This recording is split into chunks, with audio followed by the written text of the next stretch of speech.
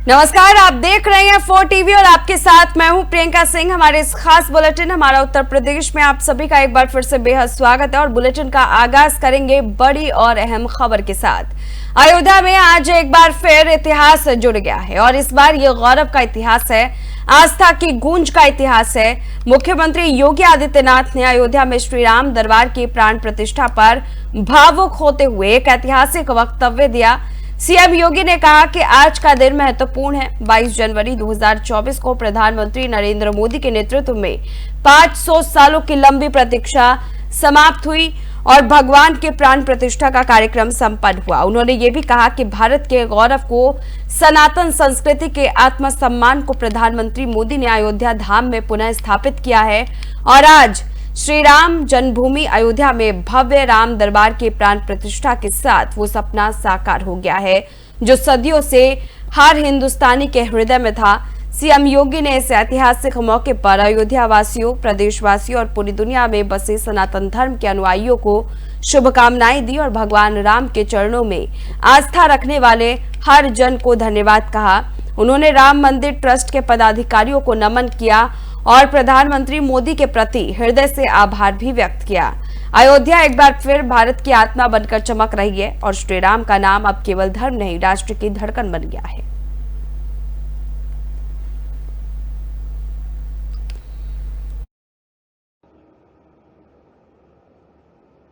आज का दिन बहुत महत्वपूर्ण दिन है। अयोध्या धाम में 22 जनवरी 2024 को प्रधानमंत्री मोदी जी के नेतृत्व में उनके कर कमलों से 500 वर्षों के एक लंबे इंतजार को समाप्त करते हुए मर्यादा पुरुषोत्तम प्रभु श्री राम लला की प्राण प्रतिष्ठा का कार्यक्रम संपन्न हुआ था। पूरा देश और पूरी दुनिया अभिभूत थी। 500 वर्षों की जड़ता को दूर किया गया था। भारत का पुनर्वैभव देश के यशस्वी प्रधानमंत्री जी के कर कमलों से अयोध्या धाम में पुनर्स्थापित हुई थी और आज उसी की अगली कड़ी श्री राम जन्मभूमि अयोध्या धाम में भव्य राम दरबार की प्राण प्रतिष्ठा का कार्यक्रम संपन्न हुआ है। मैं इस अवसर पर अयोध्या वासियों को, प्रदेशवासियों को और देश और दुनिया में निवास करने वाले सभी।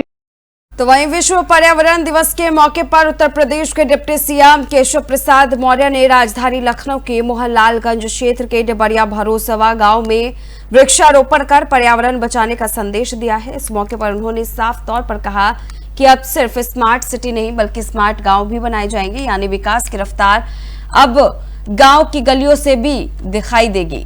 पर्यावरण दिवस के इस कार्यक्रम के साथ ही डिप्टी सीएम ने मुख्यमंत्री योगी आदित्यनाथ को उनके जन्मदिन पर शुभकामनाएं भी दी और उन्हें प्रदेश के विकास और पर्यावरण के संतुलन का प्रतीक बताया। इस दौरान ग्रामीणों को भी पर्यावरण संरक्षण को लेकर जागरूक किया गया और सरकार के मिशन लाइफ विजन को जमीन पर उतारने की बात दोहराई गई।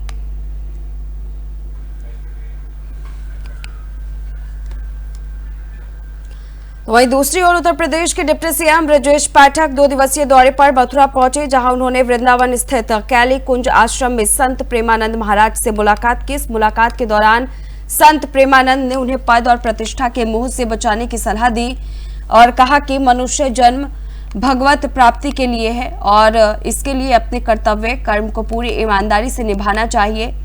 डिप्टी सीएम का ये आध्यात्मिक प्रवास चुनावी हलचलों से अलग एक साधना की राह जैसा नजर आया। हमारा मनुष्य जन्म केवल भगवत प्राप्ति के लिए हुआ है। दुर्लभो मानुषो देहो, शास्त्रों में जो दुर्लभता कही गई है वो इसलिए कही गई, साधन धाम मोक्ष कर द्वारा पाए न जे परलोक सम्हारा, शो परत्र दुख पावई सिर धुनि धुनि पछताए, काले कर्मे ईश्वर मिथ्या दोष लगाए।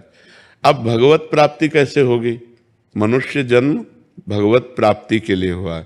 अब भगवत प्राप्ति कैसे होगी? तो हमारे दिमाग में ऐसा। तो वही बहराइच में पुलिस विभाग ने एक बड़ा फेरबदल किया है। 69 पुलिस कर्मियों के कार्यक्षेत्र में बदलाव किया गया है, जिसमें से 64 आर्ची और हेड कांस्टेबल की नई तैनाती भी शामिल है। एसपी रामायण सिंह ने इस संबंध में आदेश जारी करते हुए कहा है कि ये तैनाती क्षेत्र की सुरक्षा व्यवस्था को और मजबूत करने के लिए की गई है। पुलिसकर्मियों को नई जिम्मेदारियां सौंपी गई है ताकि जिले में बेहतर कानून व्यवस्था कायम रखी जा सके। ये कदम अपराध नियंत्रण और प्रभावी निगरानी के लिए आवश्यक माना जा रहा है। प्रशासन का मकसद है कि पुलिस की मौजूदगी हर इलाके में महसूस हो और जनता को राहत मिले। इस बदलाव के साथ पुलिस विभाग अपनी तैयारियों को और बेहतर बना रहा है ताकि बहराइच सुरक्षित जिले की श्रेणी में बना रहे।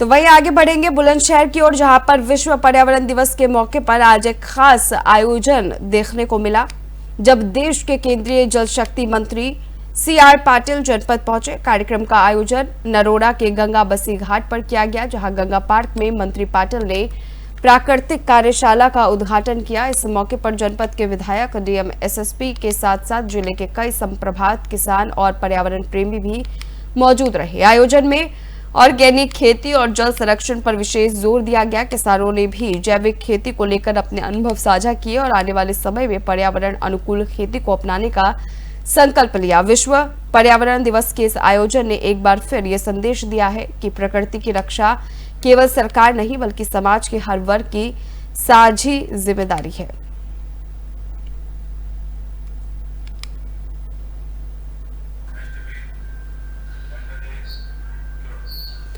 तो वही उत्तर प्रदेश के चंदौली से एक बार फिर सरकारी स्वास्थ्य व्यवस्था की शर्मनाक तस्वीर सामने आई है। नौगढ़ तहसील के PHC अमदाहा का हाल देखने जब SDM आलोक कुमार पहुंचे तो अस्पताल की सच्चाई खुद बोल उठी। मेडिकल इंचार्ज और फार्मासिस्ट ने तो बस एंट्री रजिस्टर पर साइन किया और फिर अस्पताल से नदारद हो गए। दवा वितरण काउंटर भी सुनसान पड़ा था, ना कोई कर्मचारी ना कोई जवाबदेही। ये हाल सिर्फ एक अस्पताल का नहीं है, जिले के कई PHC और CHC यही लापरवाही देखने को मिल रही है। मरीज इलाज के लिए आते हैं लेकिन सिस्टम खुद स्ट्रेचर पर पड़ा हुआ है। अफसोस की बात यह है कि जिले का स्वास्थ्य विभाग पूरी तरह बेपटरी है और CMO का रवैया इतना उदासीन है कि हर बीमार इंसान को सिस्टम से नहीं सिर्फ किस्मत से उम्मीद बची है। सवाल ये है कि जब जिम्मेदार ही गैर हाजिर हैं तो आम जनता अपना इलाज किससे कराए।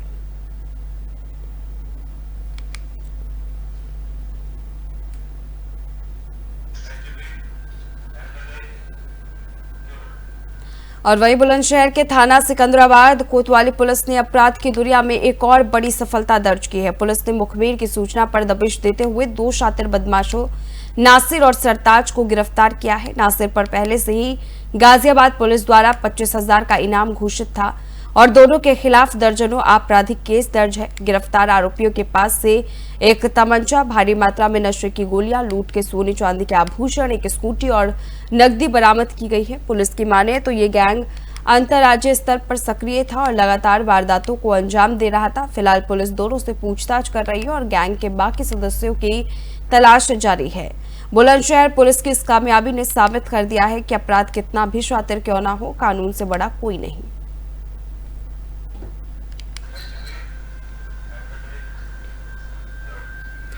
तो वहीं बहजोई स्थित सिंचाई विभाग कॉलोनी करेटा रोड पर जिलाधिकारी डॉक्टर राजेंद्र पैसिया और मुख्य विकास अधिकारी डॉक्टर गोरखनाथ भट्ट ने संयुक्त रूप से जिला पूर्ति अधिकारी कार्यालय, जिला सूचना अधिकारी कार्यालय, ग्रामीण अभियंत्रण विभाग, जिला खाद्य और सुरक्षा कार्यालय सहित चकबंदी कार्यालय का औचक निरीक्षण किया। निरीक्षण के दौरान जिलाधिकारी ने कार्यालय में रखी उपस्थित पंजिकाओं की जांच की और कार्यप्रणाली की समीक्षा की। उन्होंने संबंधित अधिकारियों को निर्देशित किया कि कार्यालयों में साफ सफाई का विशेष ध्यान रखा जाए और परिसर को भी स्वच्छ रखा जाए। निरीक्षण के दौरान कुछ कर्मचारी अनुपस्थित पाए गए, जिस पर जिलाधिकारी ने नाराजगी व्यक्त करते हुए संबंधित कर्मचारियों को स्पष्टीकरण नोटिस जारी करने के निर्देश दिए हैं। उन्होंने अधिकारियों से कहा है कि शासकीय कार्य में लापरवाही बर्दाश्त नहीं की जाएगी। इस निरीक्षण का उद्देश्य विभागीय कार्यों की सुचारुता सुनिश्चित करना और प्रशासनिक जवाबदेही को मजबूत करना था। सभी कार्यालयों का नियमित रूप से निरीक्षण करना ये एक सामान्य प्रशासनिक प्रक्रिया है। तो आज सुबह 10 बजे डीएसओ ऑफिस में, डीओ फूड के ऑफिस में, एक्शन आरएडी के ऑफिस में और चकबंदी के ऑफिस में, जो सभी एक ही कैंपस में है, उन सभी का निरीक्षण किया। सारे लोग पाए गए मौके पर, 3 बाबू नहीं पाए गए, तो उनको हमने स्पष्टीकरण जारी कर। सभी कार्यालयों का तो पीलीभीत में जमीन विवाद में हिंसक रूप ले चुका है। अदालत से तारीख लेकर लौट रहे एक पिता पुत्र को रास्ते में घेरकर पहले बेरहमी से पीटा गया और जब वो शिकायत करने निकले तो रास्ते में दोबारा हमला हुआ। दोनों पर लाठी डंडों से ताबड़तोड़ वार किए गए। पूरी घटना का सीसीटीवी फुटेज भी सामने आया है। पीड़ितों ने थाने में शिकायत दी है, लेकिन अब सवाल ये है कि कोर्ट से लौटते वक्त व्यक्ति की सुरक्षा क्या सिर्फ किस्मत के भरोसे है।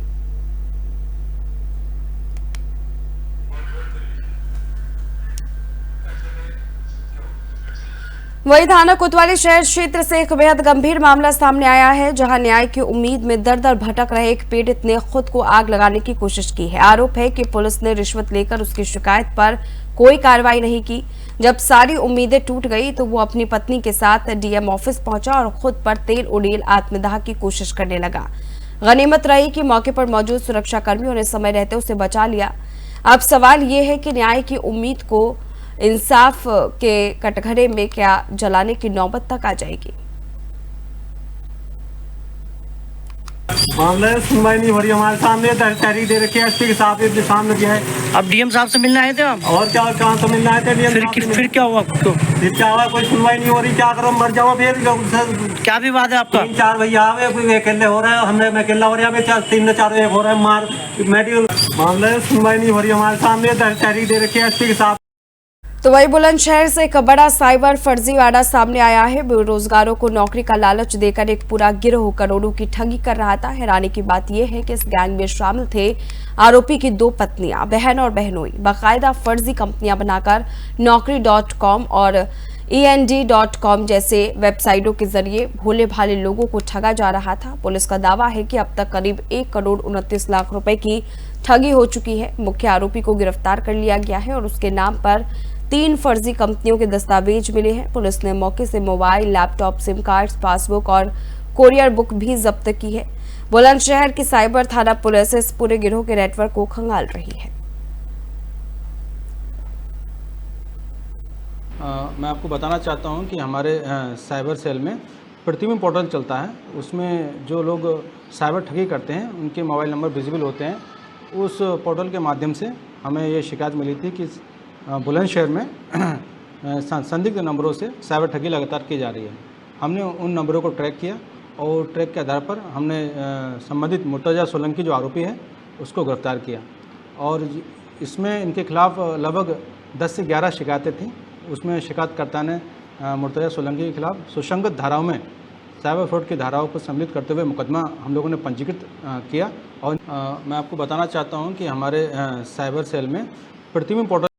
तो वही बिजनौर से एक चौंकाने वाली घटना सामने आ रही है, जहां कलेक्ट्रेट परिसर के भीतर एडीएम वित्त की कोर्ट में चोरी हो गई। जानकारी के मुताबिक कोर्ट से कंप्यूटर और अन्य अहम सामान चोरी हो गया है। सबसे गंभीर बात यह है कि जिस समय ये चोरी हुई उस वक्त सीसीटीवी कैमरे बंद मिले। कोर्ट के पेशकार की तहरीर पर कोतवाली शहर थाना पुलिस ने मुकदमा दर्ज कर लिया है और जांच शुरू कर दी गई है। चोरी की ये घटना तब सामने आई जब एडीएम वित्त का हाल ही में ट्रांसफर हुआ है। अब सवाल ये उठ रहा है कि कलेक्ट्रेट परिसर जैसी संवेदनशील जगह की सुरक्षा में इतनी बड़ी चूक कैसे हो गई? क्या ये चोरी अचानक हुई या पहले से कोई साजिश के तहत की गई थी? फिलहाल पुलिस हर एंगल से जांच में जुटी है, लेकिन ये घटना जिला प्रशासन की सुरक्षा व्यवस्था पर एक बड़ा सवाल जरूर खड़ा करती है।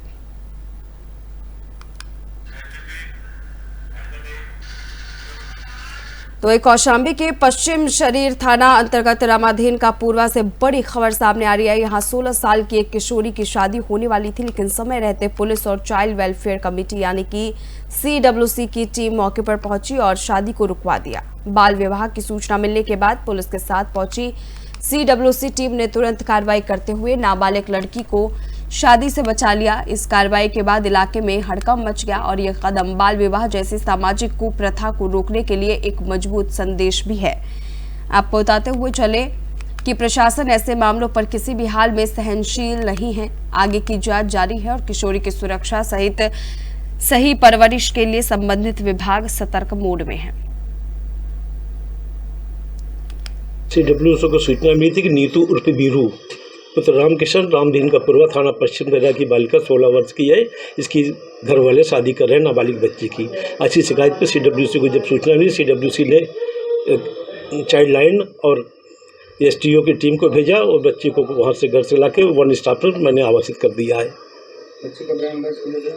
बच्चे के बाद हमारे वन स्टॉप सेंटर में काउंसलिंग की जा रही है, उसकी कल की गई होगी।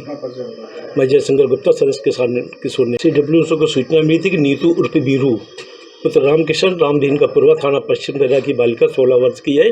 इसकी घर वाले शादी कर रहे हैं नाबालिग बच्ची की। अच्छी शिकायत पर सीडब्ल्यूसी को जब सूचना मिली, सीडब्ल्यूसी ने चाइल्ड लाइन और एसटीओ की टीम को भेजा और बच्ची को वहाँ से घर से लाके वन स्टॉप पर मैंने आवासित कर दिया है। कहते हैं कि विकास के तेज दौर में अगर प्रकृति नाराज हो जाए तो मनुष्य के अस्तित्व पर संकट आ जाता है। इस बात के लक्षण हमें आज भारत में साफ दिखाई दे रहे हैं। कभी किसी क्षेत्र में बारिश ना होना और सूखे की स्थिति बन जाना, तो कहीं इतनी ज्यादा बारिश की जनजीवन पूरी तरह से प्रभावित हो जाए। ये सब प्रकृति की असंतुष्टि के संकेत है। इस साल मानसून ने देश में पहले ही दस्तक दी है, जिसके कारण देश के कई हिस्सों में लगातार बारिश हो रही है। इससे लोगों की दिनचर्या पूरी तरह से प्रभावित है। आखिरकार ऐसा क्यों हो रहा है, समझिए इस रिपोर्ट में।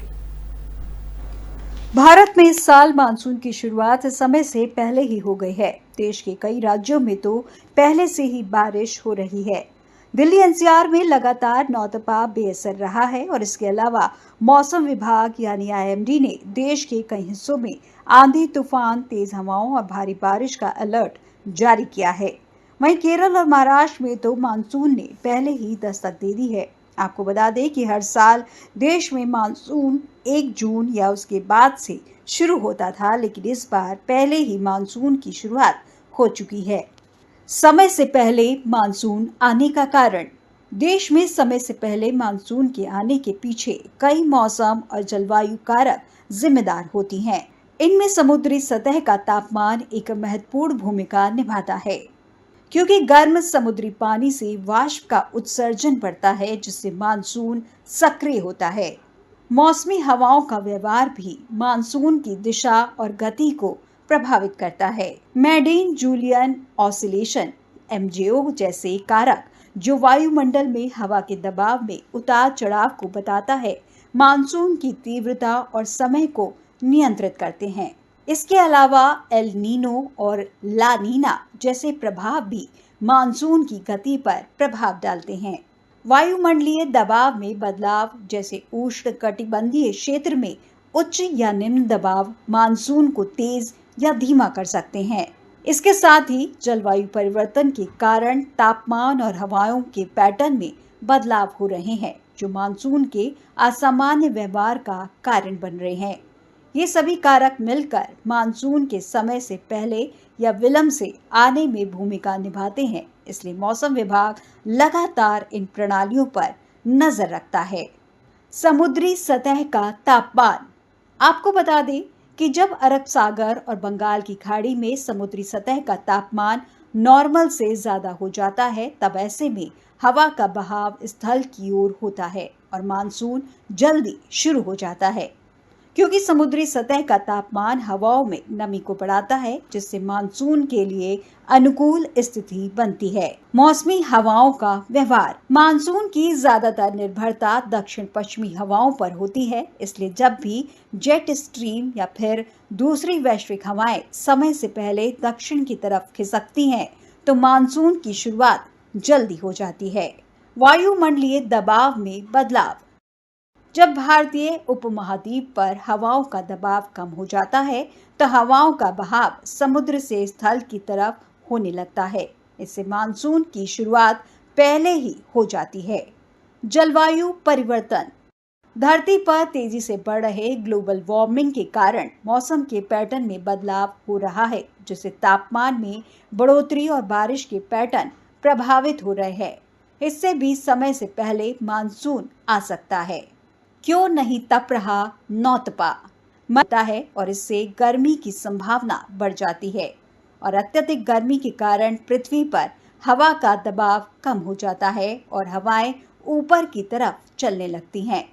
उसे भरने के लिए समुद्री हवाएं भारत में प्रवेश करती हैं और वर्षा करती हैं, लेकिन इस बार समय से पहले समुद्री हलचल के कारण समुद्री हवाओं को बहाव भारत की ओर पहले हो गया, जिसके कारण नौतपा का असर नहीं दिख रहा है।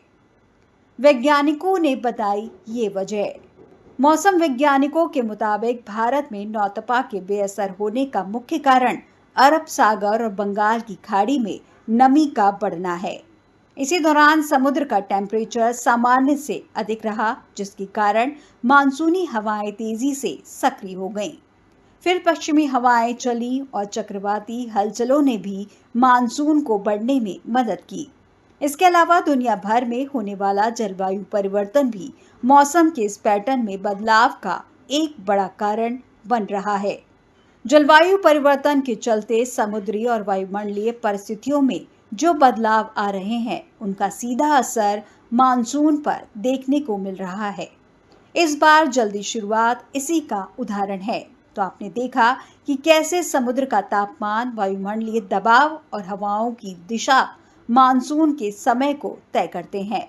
लेकिन इसका मतलब यह भी है कि अगर हम प्रकृति के साथ सामंजस्य नहीं बनाएंगे तो ऐसे बदलाव और अधिक खतरनाक हो सकते हैं। पर्यावरण की रक्षा करना अब सिर्फ जिम्मेदारी नहीं, जरूरत बन गया है। प्रकृति की चेतावनी समझिए और समय रहते। तो फिलहाल इस खास बुलेटिन बस इतना ही। रुकेंगे एक छोटे से ब्रेक के लिए। ब्रेक के उस पार खबरों का सिलसिला जारी है।